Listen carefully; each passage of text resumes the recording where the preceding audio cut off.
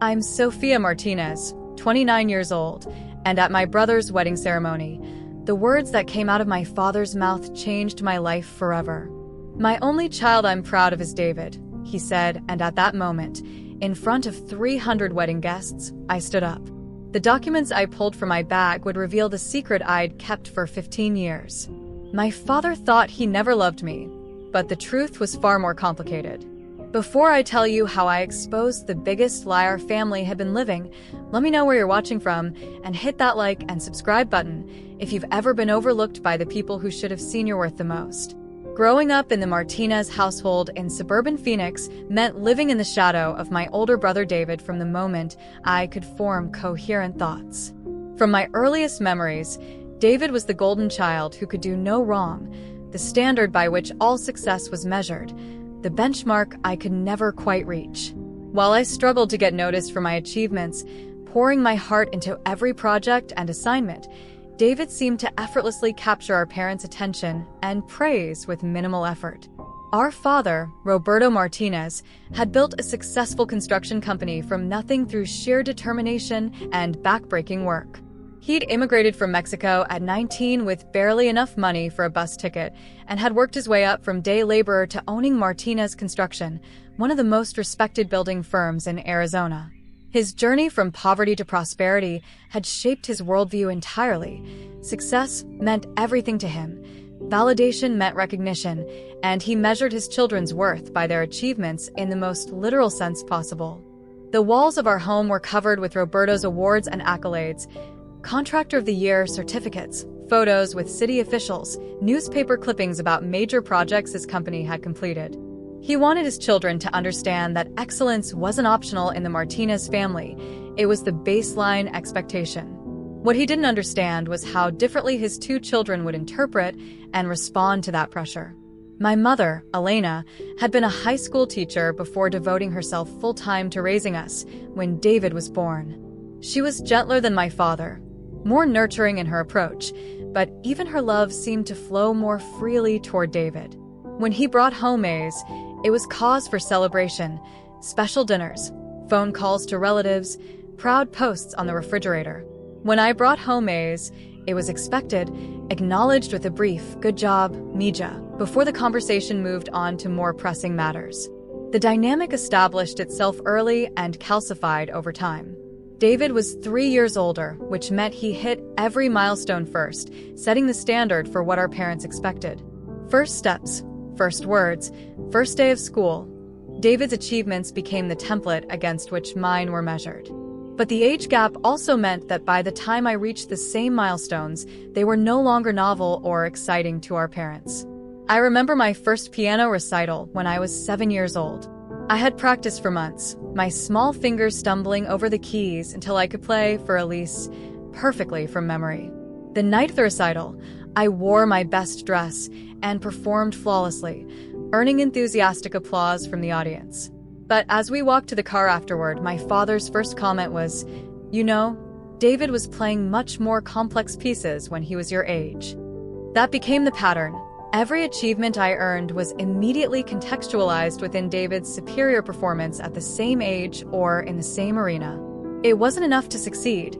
I had to succeed better than David had, which seemed impossible given that David was older, more experienced, and had already claimed our parents' attention and admiration. School became my battleground, the place where I determined to prove my worth through academic excellence. I threw myself into every subject with an intensity that worried my teachers and exhausted my classmates. While other children played during recess, I studied in the library. While they watched cartoons after school, I completed extra credit assignments that hadn't even been offered yet. My efforts paid off academically. I consistently earned higher grades than David had at my age, scored higher on standardized tests, and received recognition from teachers who praised my dedication and insight. But at home, these achievements were met with polite acknowledgement rather than the pride I craved. It was as if my parents had a finite amount of excitement for academic success, and David had already claimed it all. The inequality became more pronounced as we entered adolescence. David played varsity soccer and was popular with his classmates, dating girls from prominent families and maintaining friendships that our parents considered socially advantageous. I was studious and serious, more comfortable with books than with social situations, more interested in understanding complex concepts than in navigating the social hierarchies of high school. Our parents interpreted these differences as evidence that David was naturally gifted in areas that mattered: leadership, charisma, social intelligence, while I was merely academically inclined, a valuable trait, but not one that indicated true potential for success in the real world. They never considered that their treatment of us might have shaped our personalities, that David's confidence might have stemmed from years of unconditional support, while my introversion might have developed as a defense mechanism against constant comparison. The college application process crystallized these dynamics in ways that still pain me to remember. David was a senior when I was a freshman, and his acceptance to MIT became the defining event of that year in our household. The acceptance letter arrived on a Tuesday afternoon, and my parents' reaction was immediate and overwhelming. Tears of joy, phone calls to relatives, discussions of how to afford the tuition, pride radiating from both of them like heat from a fire. I watched this celebration from the sidelines, genuinely happy for David, but also taking mental notes about what it took to earn this level of parental approval. MIT meant prestige. MIT meant intelligence. MIT meant a future that justified all the sacrifices our parents had made. I decided that day that I would aim even higher: Stanford, Harvard, Princeton, schools that would prove definitively that I was worthy of the same pride and celebration. What I didn't understand then was that the goalposts would always move, that there would always be a reason why my achievements weren't quite as impressive as David's, weren't quite deserving of the same level of recognition and celebration. The pattern started early. David was 3 years older, and from the time I could walk, I was trying to keep up with him.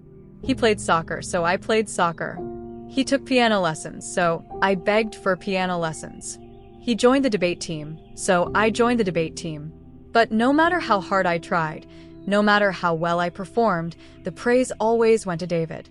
"Look how well David is doing in advanced mathematics," my father would say at dinner. "Sophie, why can't you apply yourself like your brother?" The fact that I was also in advanced mathematics, and actually scoring higher than David had at my age, seemed irrelevant.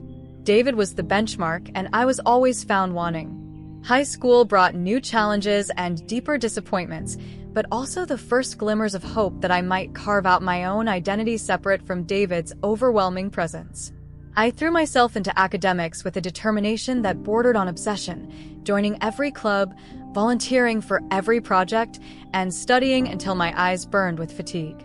My goal was simple, yet seemingly impossible: finally earn the recognition I'd been craving my entire life. I became president of the debate team, captain of the academic decathlon squad, and editor of the school newspaper. I volunteered at local nonprofits on weekends, tutored struggling students for free, and organized fundraising events for various causes. My teachers praised my leadership skills and work ethic, several writing recommendation letters that described me as one of the most dedicated students in my 20-year career, and a young woman destined for extraordinary things. But at home, these achievements were consistently overshadowed by David's social successes and athletic accomplishments. When I won the state debate championship, beating teams from schools twice the size of ours, my parents attended the ceremony but spent most of the reception talking to other parents about David's soccer scholarship prospects. When my newspaper article about local water conservation was picked up by the Phoenix Tribune, my father glanced at it briefly before asking if I'd seen David's latest game statistics. The pattern was so consistent that I began to anticipate it, bracing myself for the moment when my excitement would be deflated by casual dismissal or immediate redirection to David's latest achievement. I learned to temper my enthusiasm, to present my successes in understated ways that wouldn't invite comparison, to protect myself from the disappointment of once again being found insufficient. My guidance counselor, Mrs. Patterson, was the first adult who seemed to truly see my potential without the filter of sibling comparison. During my junior year, she called me into her office for what I assumed would be a routine schedule review, but instead she spread several college brochures across her desk and looked at me seriously. "Sophia, I've been watching your academic trajectory for 3 years now, and I need to ask you something important. What are your actual goals for your future? Not what your family expects, but what you want for yourself. The question caught me off guard because no one had ever asked it before. My goals had always been framed in terms of catching up to David, earning my parents' approval, proving that I was worthy of the same attention and pride they lavished on him. I want to go to college, I said carefully. A good college. Maybe study business or computer science. Mrs. Patterson smiled. Sophia, you're not understanding me. You're academically capable of getting into any university in the country. Your test scores are in the 99th percentile. Your GPA is perfect. Your extracurricular profile shows both leadership and commitment. The question isn't whether you can get into a good college. It's which excellent college you want to attend and what you want to study. She pulled out a thick folder with my name on it. I've been tracking your progress since freshman year. Look at this objectively: debate championship, newspaper leadership, volunteer work that shows real community impact, academic performance that surpasses 99% of your peers. This isn't a good student profile, Sophia. This is an exceptional student profile. For the first time in my life, an adult was describing my achievements without immediately comparing them to David's or qualifying them with suggestions for improvement. Mrs. Patterson saw my work as inherently valuable, worthy of recognition and pride on its own merits. Have you considered Stanford? She asked, pulling out a brochure. Their computer science program is world-renowned, and they have excellent business programs as well. With your profile, you'd be a competitive candidate for their most selective programs. Stanford. The name alone seemed impossibly prestigious, the kind of school that people like me didn't even dream of attending. But as Mrs. Patterson walked me through the admission requirements and compared them to my accomplishments, I began to see that maybe, just maybe, I had been underestimating my own potential. When I was accepted to Stanford with a full academic scholarship, the moment felt surreal, like something that happened to other people, not to girls from middle-class families in suburban Phoenix. I read the acceptance letter 3 times before I believed it was real, then read it twice more before I found the courage to share the news with my family. I had planned the announcement carefully, waiting for a family dinner when everyone would be present and in good spirits. I wanted this moment to be perfect, to finally experience the pure joy of parental pride without qualification or comparison. I had even bought a small celebration cake on the way home from school, imagining how proud my parents would be when they learned their daughter had earned admission to one of the most prestigious universities in the world. I have some news, I announced as we sat down to dinner, unable to contain my excitement any longer. I got accepted to Stanford. Full scholarship. My mother's reaction was immediate and beautiful. She gasped, covered her mouth with her hands, and tears actually formed in her eyes. Mija, that's wonderful. Stanford. I can't believe it. We're so proud of you. For a moment, I felt it. That warm glow of parental approval I'd been seeking for 18 years. My mother's joy seemed genuine and complete, focused entirely on my achievement without reference to anyone else's accomplishments. This was the moment I'd been working toward my entire life. Then my father looked up from his plate, chewing thoughtfully before swallowing and setting down his fork. That's nice, Sophie. Actually, I have some news too. David got into MIT today. Early admission, full ride for engineering. The words hit me like cold water, instantly deflating the warm bubble of happiness I'd been floating in moments before. Once again, my achievement became secondary news in my own home. David, who had applied to MIT on what he called a whim and hadn't even told us he was waiting for a response, had somehow managed to steal my thunder without even being present for the conversation. Dad, I said, trying to keep my voice steady and reasonable, Stanford is just as prestigious as MIT. And I'm going to study business and computer science. I could help expand the company someday, bring new technology and management systems to the construction industry. Roberto nodded absently, already reaching for his phone to call relatives about David's acceptance. Mit Mia. David's always been the smart one in the family. Engineering is a serious field, very practical. My mother, sensing the deflation in my voice, tried to salvage the moment. Both of my children are going to excellent schools. We're blessed to have such smart kids. But the damage was done. My Stanford acceptance, which should have been the crowning achievement of my high school career, had been instantly reframed as the consolation prize to David's superior accomplishment. Even worse, my father's comment about David being the smart one suggested that my admission to Stanford was somehow a fluke or a result of grade inflation rather than genuine intelligence and capability. That night, I lay in bed staring at the acceptance letter, trying to recapture the excitement I'd felt when I first read it. But every time I tried to feel proud of my achievement, I heard my father's voice explaining why David's accomplishment was more impressive, more meaningful, more worthy of celebration. I made a decision that night that would shape the next several years of my life. I would stop seeking validation from my family and start building it for myself. If my parents couldn't see my worth, I would prove it to the world in ways that were so undeniable that eventually even they would have to acknowledge what I'd accomplished. College became my escape and my laboratory for self-discovery. At Stanford, I wasn't David's little sister or the daughter trying to live up to impossible expectations or the girl who worked too hard to compensate for perceived inadequacies. I was just Sophia Martinez, and for the first time in my life, I could discover who that person might become when freed from the constraints of family dynamics and sibling comparisons. The freedom was initially overwhelming. Without the familiar structure of competing for parental attention, I had to figure out what I actually wanted to achieve and why. Did I want to excel academically because I genuinely loved learning, or because I was conditioned to seek approval through achievement? Did I want to study computer science because it fascinated me, or because it would prove my intelligence to people who had dismissed my potential? Gradually, through trial and error and a lot of late-night conversations with roommates who became true friends, I began to separate my authentic interests from my approval-seeking behaviors. Computer science, it turned out, genuinely fascinated me in ways I hadn't expected. The logic and precision appealed to my naturally analytical mind, but more than that, the creative problem-solving aspects energized me in ways that traditional academic work never had. Programming felt like building something from nothing, creating solutions to real problems through pure thought and creativity. When I wrote code that worked elegantly and efficiently, the satisfaction was immediate and complete.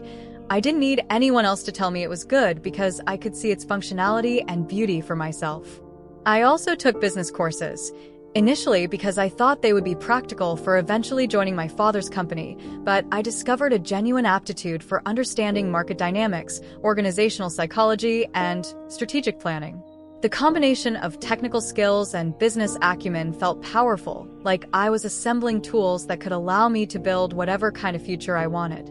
I threw myself into my studies with renewed purpose.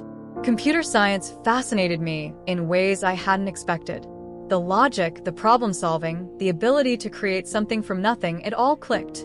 I also took business courses, dreaming of someday starting my own tech company. During my junior year, while working on what was supposed to be a routine class project for my software engineering course, I stumbled onto an idea that would eventually change my life. Professor Williams had assigned us to identify a real-world problem and develop a software solution, encouraging us to look beyond typical student projects like task managers or social media apps.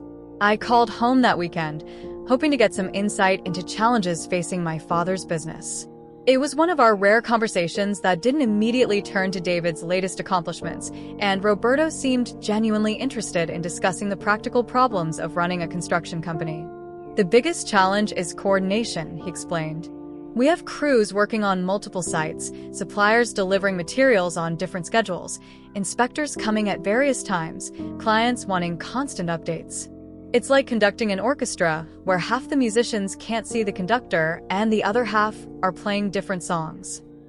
He described scheduling conflicts that cost thousands of dollars in overtime, miscommunications that led to material shortages, and client relationships that suffered because no one could provide real-time updates on project status. The more he talked, the more I realized that technology could solve many of these problems, not through one massive system, but through an integrated platform that connected all the moving parts of a construction project. I spent the next month researching existing construction management software and found that most solutions were either too expensive for mid-sized companies like my father's or too complicated for field workers to use effectively. There was a gap in the market for something that was powerful enough to handle complex projects but intuitive enough for anyone to learn quickly. Working with my roommate Jessica, who was studying user interface design, I began developing what would eventually become BuildTrack. The core concept was simple. Create a central platform where everyone involved in a construction project, from the site supervisor to the client to the delivery driver, could access real-time information about schedules, materials, progress, and problems. But simple concepts often require complex execution. We spent countless hours in the computer lab, coding features, testing interfaces, debugging problems, and refining the user experience. Jessica's design skills complemented my programming abilities perfectly, and we pushed each other to create something that was not just functional, but genuinely innovative. The breakthrough came when I figured out how to integrate GPS tracking with automatic scheduling updates. When a delivery truck approached a job site, the system would automatically notify the crew, update the project timeline, and alert the next phase of work to begin preparation. It was automation that felt almost magical in its seamlessness. Professor Williams was impressed enough with our preliminary work to suggest we enter it in Stanford's annual innovation competition. The competition was intense. Hundreds of student projects across all disciplines, judged by industry professionals and venture capitalists who were looking for commercially viable innovations. I spent weeks preparing our presentation, rehearsing every detail, anticipating every possible question. Jessica created stunning visual demonstrations of the user interface, and we built a working prototype that could handle real construction scenarios. The night before the presentation, I called my parents to tell them about the competition. "It's a really big deal," I explained. "The winner gets $50,000 to develop their innovation further, and last year's winner ended up starting a company that's now worth millions." My mother seemed excited. "That's wonderful, Mija. You've been working so hard on this." My father was more reserved. "Just don't get your hopes up too high, Sophie. These things are usually won by engineering projects, practical things. Business software is nice, but it's not the same as inventing something real." His casual dismissal stung, but I'd learned not to let his opinions derail my focus. The next day, I presented BuildTrack to a panel of judges with confidence I'd never felt before. This wasn't about seeking approval or proving I was as good as David. This was about sharing something I'd created, something I believed could make a real difference in the world. The presentation went flawlessly. The judges asked thoughtful questions about scalability, security, and market potential. Several mentioned that they'd never seen such a polished and practical solution from undergraduate students. When they announced that BuildTrack had won first place, I felt a rush of validation that was entirely my own. No comparisons, no qualifications, just pure recognition of my work's merit. The $50,000 prize was more money than I'd ever imagined having, but more important was the confidence it gave me. For the first time in my life, I had created something that experts in the field recognized as genuinely valuable and innovative. I wasn't just a good student anymore. I was an inventor, an entrepreneur, a person capable of building solutions to real problems. I called home immediately after the ceremony, unable to contain my excitement. "Dad, you're never going to believe this. I won Stanford's innovation competition with the construction management app one told you about. $50,000, and they want to help me develop it into a real business." There was a pause on the other end of the line, and I could hear my mother asking what was happening in the background. "That's nice, Mija," my father finally said. "Listen, I need to tell you something exciting. David just got offered a position at Tesla. Straight out of college. They're calling him a prodigy." My stomach dropped. Even winning a major university competition, even creating something that could revolutionize his own industry, wasn't enough to earn priority in our conversation. David's job offer, impressive as it might be, was still just a job offer. Someone else had recognized his potential and offered him an opportunity. I had actually created something, won recognition for innovation, proven my ability to solve real problems. But once again, his achievement overshadowed mine. "Dad," I said, trying to keep my voice steady. "Did you hear what I said?" I won a major competition. This app could actually help your business, could save you thousands of dollars in coordination costs. Sophie, you're still young. Focus on your studies and finding a good husband. David is the one with the business mind in the family. That conversation became a turning point in my relationship with my family. Not because of what my father said, I'd heard variations of that dismissal my entire life, but because of how little it affected me. The validation I'd received from the competition judges, from Professor Williams, from the venture capitalists who had approached me afterward, was so solid and real that my father's casual dismissal couldn't touch it. For the first time, I understood the difference between seeking approval and earning recognition. Approval was something other people gave or withheld based on their own biases and limitations. Recognition was something you earned through genuine achievement, and once earned, it couldn't be taken away by someone else's inability to see your worth. That conversation marked a turning point. I stopped calling home as frequently. I stopped sharing my achievements. Instead, I poured all my energy into developing BuildTrack and proving to myself that I was capable of extraordinary things, even if my family couldn't see it. After graduation, I moved to San Francisco and used my prize money to launch my own company. BuildTrack Solutions started in a tiny apartment with just me and a laptop, but the app I'd created was genuinely revolutionary. Within 6 months, I had my first major client. Within a year, I had 20 employees and had raised $2 million in venture capital. During this time, David was indeed working at Tesla, but his career seemed to have stalled after the initial excitement. He was struggling with the workload and had been passed over for several promotions. Not that my family mentioned this during our infrequent phone calls. By my 27th birthday, BuildTrack Solutions had grown into a multi-million-dollar company. We'd been featured in TechCrunch. Forbes had named me one of their 30 under 30, and major construction companies across the country were using our software. I'd achieved more than I'd ever dreamed possible. But the success felt hollow when I couldn't share it with my family. Every time I called home, the conversation inevitably turned to David's latest endeavors or my apparent failure to settle down and give them grandchildren. The breaking point came 2 years ago when I decided to surprise my parents with a visit home. I wanted to tell them about my company's success in person to finally bridge the gap that had grown between us. I found my father in his home office, struggling with paperwork and looking more stressed than I'd ever seen him. "Dad, you look overwhelmed. Maybe I could help?" My company actually specializes in business management software. He looked up at me with tired eyes. "Sophie, I appreciate the offer, but this is serious business. I need real solutions, not hobby projects." Hobby projects. After everything I'd accomplished, he still saw my work as a hobby. "Dad, my company has 75 employees and serves Fortune 500 clients. This isn't a hobby." He waved his hand dismissively. "That's nice, Mija. But David is consulting for us now. He's developing a new project management system that's going to save the company." My blood ran cold. "What kind of project management system?" "Oh, it's very technical. Something about apps and databases. David says it's revolutionary. Will streamline scheduling, inventory, client communication. He's calling it, what was it? BuildTrack, I think." The room seemed to spin around me. David was presenting my app, my innovation, my life's work as his own creation. To our father. To our family's business. I managed to keep my voice steady.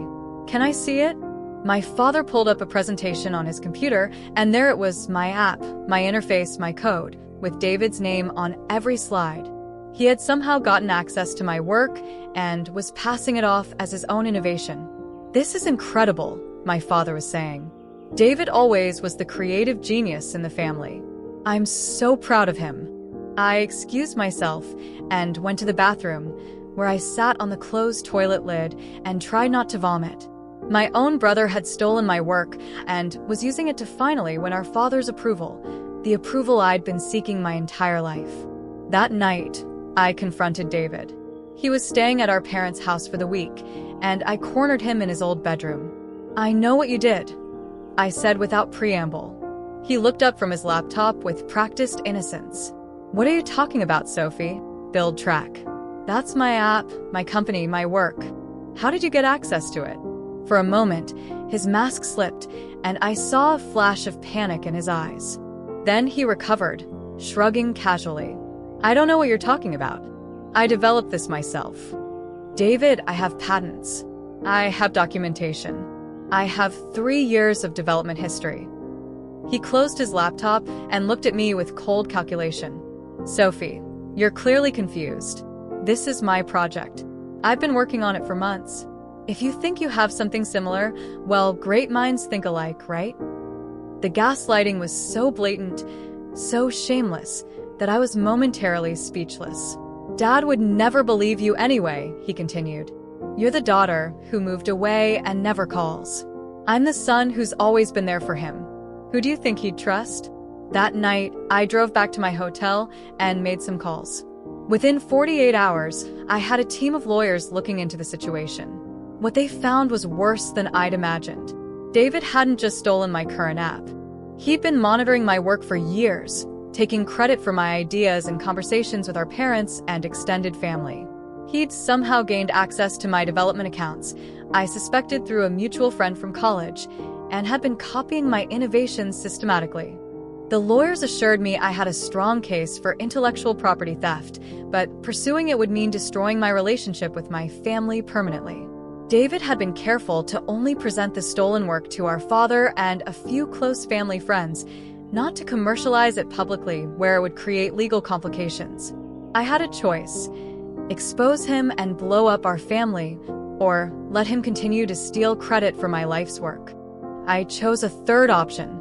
I decided to wait for the right moment to reveal the truth in a way that would be undeniable and public enough that he couldn't gaslight his way out of it. That moment came 6 months ago when David announced his engagement to Jessica, a sweet kindergarten teacher he'd met at a coffee shop. The wedding was going to be lavish. My parents had insisted on paying for everything, calling it an investment in their son's future. As the wedding date approached, I found myself invited but clearly positioned as an afterthought. I wasn't asked to be in the wedding party.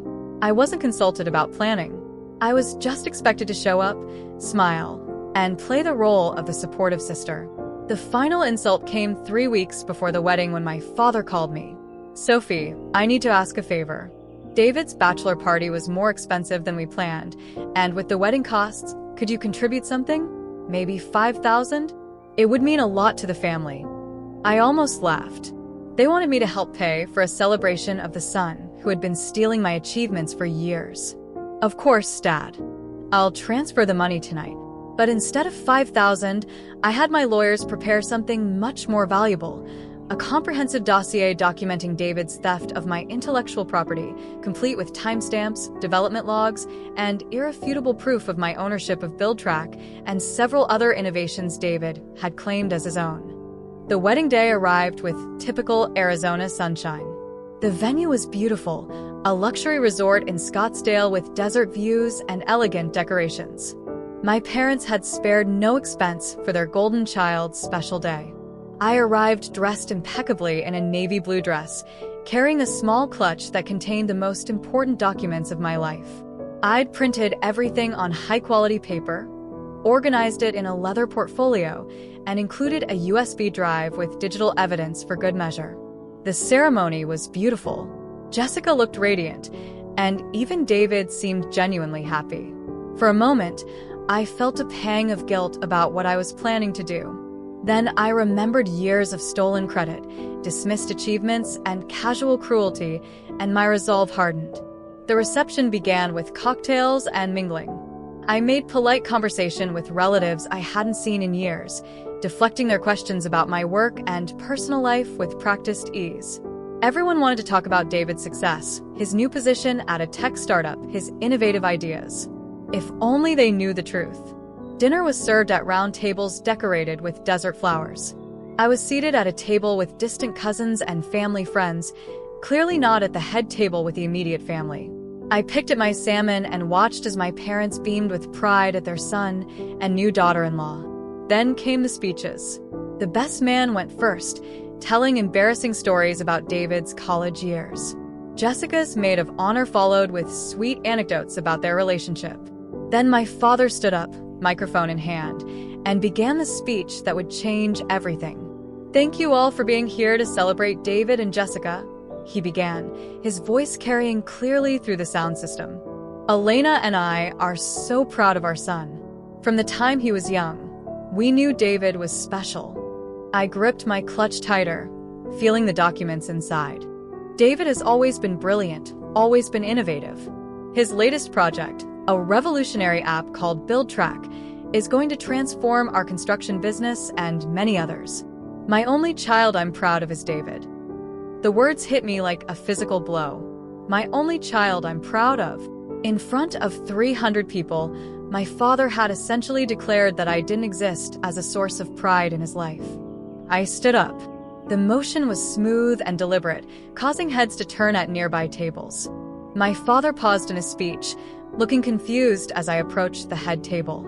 "Excuse me," I said, my voice carrying in the suddenly quiet room.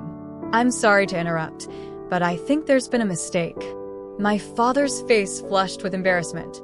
"Sophie, this isn't the time dash." "Actually, Dad, this is exactly the time." I reached into my clutch and pulled out the leather portfolio. "You see, everyone, I need to clarify something about this revolutionary BuildTrack app my father just mentioned." David's face had gone white. He started to stand, but I was already opening the portfolio. BuildTrack wasn't created by David. It was created by me, 3 years ago, at Stanford, where I won first place in the innovation competition for this exact app. I began passing around the documents, patent filings with my name, development logs, screenshots of my original code, press coverage for my Stanford victory. In fact, I continued, my voice growing stronger as I watched the documents circulate through the stunned crowd. David has been systematically stealing my innovations for years. Every brilliant idea he's presented to our family, every revolutionary concept he's shared with Dad's business, they've all been mine. The room was completely silent now except for the rustle of papers being passed from hand to hand. I could see relatives reading the documents, their expressions shifting from confusion to shock to understanding. My father was staring at me as if I'd grown a second head. "Sophie, what are you doing?" "I'm telling the truth, Dad. Something I should have done years ago." I pulled out my phone and opened the BuildTrack Solutions website. "This is my company. I'm the CEO and founder. We have 150 employees and annual revenue of $12 million. The app that David presented to you? It's mine. He stole it." David finally found his voice. "This is insane. Sophie, you're clearly having some kind of breakdown dash." "Am I?" I turned to face him directly. "Then explain this." I handed him a printed email chain that my lawyers had recovered, communications between David and Marcus Chen, a mutual friend from college who had briefly worked for my company. The emails clearly showed David requesting access to my development files and Marcus, unaware of the family dynamics, providing them. David's face went from white to green as he read his own words asking Marcus to send those files Sophie's been working on and promising that she said it was okay, she just forgot to send them herself. "You used Marcus to steal my work," I continued. "You've been doing it for years. Every time I achieved something, you found a way to take credit for it with our family." My mother, who had been silent throughout this revelation, finally spoke. "David, is this true?" The portfolio had made its way back to the head table, and she was looking through my patent documents, my press coverage, my business registration papers, all bearing my name, all dated years before David's alleged innovations. David opened his mouth, then closed it. He looked around the room at 300 faces staring at him expectantly. There was no way to explain away the evidence. It's complicated," he finally stammered. "No," I said firmly. "It's really not complicated at all. You stole my work and passed it off as your own to gain Dad's approval. The approval I've been trying to earn my entire life through my actual achievements." I turned back to my father, who was still holding the microphone with a shell-shocked expression. "So, when you say your only child you're proud of is David, what you're really saying is that you're proud of me. Because everything you've been praising him for, I did it. I created it. I achieved it." The silence stretched for what felt like hours, but was probably only seconds. Then my great-aunt Maria, who had been studying the documents carefully, spoke up from her table near the back. "Sophia, Mija, this says you were featured in Forbes magazine for your business success." I nodded. 3 years ago, 30 under 30 foot in technology. She looked around the room. And none of us knew about this? The question hung in the air, highlighting not just David's deception but our family's willful blindness to my achievements. My father slowly lowered the microphone. When he spoke, his voice was barely above a whisper, but in the dead silence of the room, everyone heard him. "Sophie, is all this true?" I met his eyes, seeing confusion and dawning realization there. "Yes, Dad. All of it." He looked at the documents in his hands, then at David, then back at me. "Your company, it's really worth millions?" 12 million in annual revenue. We just secured a contract with Bechtel Corporation. We're expanding to the East Coast next quarter. The numbers seemed to hit him like physical blows. His construction company, the business he'd spent his life building, generated about $3 million annually. His daughter, the daughter he dismissed and overlooked, had built something 4 times larger. Jessica, who had been silent throughout this entire exchange, finally spoke up. "David, we need to talk. Privately." But David was looking at me with something I'd never seen in his eyes before. Fear. "Sophie, I can explain Dash." "No," I said firmly. "You can't explain it. You can apologize for it, but you can't explain it away." I looked around the room at my extended family, at David's friends, at Jessica's relatives who had been drawn into this mess. "I didn't come here to ruin David's wedding," I said, my voice carrying clearly through the silent room. "I came here to finally tell the truth about who I am and what I've accomplished. For too long, I've let other people define my worth. I've let myself be invisible in my own family's story." I turned back to my parents. "I started a company from nothing. I employ 150 people. I've created technology that's being used by major corporations across the country. I've been featured in national magazines and spoken at industry conferences. I've achieved everything you said you wanted your children to achieve." My voice broke slightly on the next words. And I did it all while believing that my own father wasn't proud of me. My mother was crying now, clutching the Forbes article that featured my photo and story. "Mija, why didn't you tell us?" "I tried to tell you. For years, I tried to tell you. But every achievement I shared was dismissed as a hobby or overshadowed by David's latest accomplishment. So, I stopped trying." The crowd began to murmur as the full implications of what they'd witnessed sank in. I could hear whispered conversations, relatives calling each other to look more closely at the documents, Jessica's family trying to understand what was happening. David made one last desperate attempt to salvage the situation. "Sophie, even if some of this is true, did you have to do this here? At my wedding?" The audacity of his response, trying to make himself the victim after years of theft, broke something inside me. "When would have been better, David? When you presented my stolen work to Dad's business partners next week. When you used my innovations to get another promotion. When you accepted another award for my creativity." I looked around the room one more time. I'm done being invisible.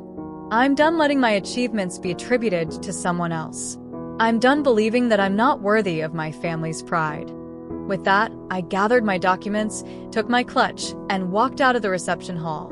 Behind me, I could hear the explosion of conversation as 300 people tried to process what they'd just witnessed. My phone started buzzing immediately with calls and texts from relatives, but I didn't answer. I drove back to my hotel, ordered room service, and for the first time in years, felt truly free. The aftermath of that night was swift and dramatic. By morning, David's deception was the talk of the entire extended family. The evidence I'd presented was too comprehensive to deny, and several relatives had apparently spent the night researching my company and confirming my claims. My father called at 7 a.m. "Sophie, we need to talk." I met him for breakfast at a small diner away from the hotel, where the out-of-town guests were staying. He looked like he hadn't slept, his hair disheveled and his eyes red. "I don't know how to apologize for this," he began without preamble. "I don't know how to apologize for not seeing you." I stirred my coffee, letting him continue. Your mother and I looked up your company last night. We read every article we could find. Sophia, what you've built, it's incredible. And we had no idea. I tried to tell you, Dash. I know. He held up his hand. I know you did. And I dismissed it. I dismissed you. His voice cracked. I've been such a fool. We sat in silence for a moment. Why? I finally asked, why was it so easy to believe in David and so hard to believe in me? My father was quiet for a long time. When he spoke, his voice was barely above a whisper. Because you reminded me, of the young man who came here with nothing and had to fight for everything. I wanted to protect you from that struggle. I thought if I pushed you toward traditional paths, marriage, family, a stable job, you'd be safe. He looked up at me with tears in his eyes. David was always confident, always sure of himself. Like your mother. I thought he didn't need my worry, so I gave him my pride instead. I thought you were strong enough to handle my protection, even if it felt like dismissal. Dad, I didn't need protection. I needed support. I know that now. And I'm sorry. I'm so sorry. The apology I'd been waiting for my entire life finally came, but it felt different than I'd imagined. Less vindication, more sadness for all the years we'd lost. What happens now? I asked. Now we try to fix this, if you'll let us. David and Jessica's marriage didn't survive the revelation. Jessica, it turned out, had been having her own doubts about David's character, and learning about his systematic deception was the final straw. They separated 3 weeks after the wedding and divorced 6 months later. David himself seemed to collapse under the weight of his exposed lies. He lost his job when his employer investigated his claims and found inconsistencies.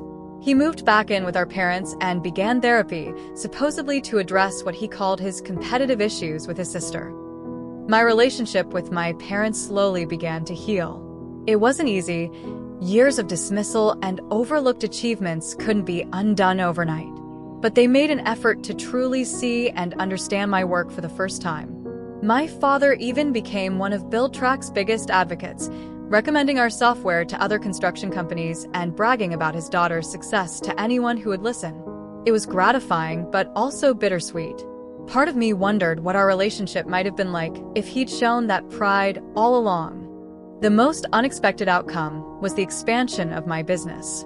Several people at the wedding had been business owners themselves, and word of my company's capabilities spread quickly. We gained 5 new clients directly from that night, and I hired a marketing director to help manage our growth. A year later, BuildTrack Solutions was acquired by a major tech corporation for $45 million. I maintained my position as CEO of the subsidiary and finally had the financial security to pursue some passion projects I'd been considering. The acquisition was covered in several business publications, and this time, my parents read every word. My father framed the Fortune article that featured my story and hung it prominently in his office. I want everyone to know about my brilliant daughter, he told me when I visited home 6 months after the acquisition. It was what I'd wanted to hear my entire life. But by then, I'd learned something important. External validation, even from family, couldn't fill the void left by years of self-doubt. I'd had to learn to value myself before anyone else's opinion truly mattered. The last time I saw David was at a family barbecue last summer. He approached me hesitantly, still living at home, still struggling to rebuild his life and identity. Sophie, I know I can never undo what I did, he said. But I want you to know that I'm in therapy, and I'm trying to understand why I felt like I needed to steal your achievements. I looked at my brother, really looked at him, and saw someone who seemed smaller and more fragile than the confident person I'd spent my life competing with. I'm glad you're getting help, David. I hope you find your own path. Do you think we could ever be close again? Like real siblings? It was a fair question and one I'd been thinking about for months. I don't know, I said honestly. But I'm open to finding out who we are to each other when we're not competing for Dad's approval. Today, my company employs over 300 people across 4 offices.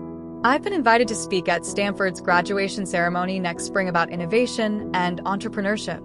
My parents will be in the audience, and for the first time in my life, I know they'll be genuinely proud of what I've accomplished. The wedding night that started as David's celebration of stolen achievements became the night I finally reclaimed my own story. Sometimes the most important victory isn't proving others wrong. It's proving to yourself that you're worthy of recognition, respect, and pride. If you've ever felt invisible in your own family, if you've ever had your achievements minimized or stolen, remember this. Your worth isn't determined by other people's ability to see it. Build something you're proud of, and eventually, the right people will notice. Have you ever had to stand up for yourself in a moment when everything was on the line? Share your story in the comments below. And if this resonated with you, hit that like button and subscribe for more stories about finding your voice and claiming your worth. Thank you for listening to my journey, and remember, you are worthy of pride and recognition, especially your own.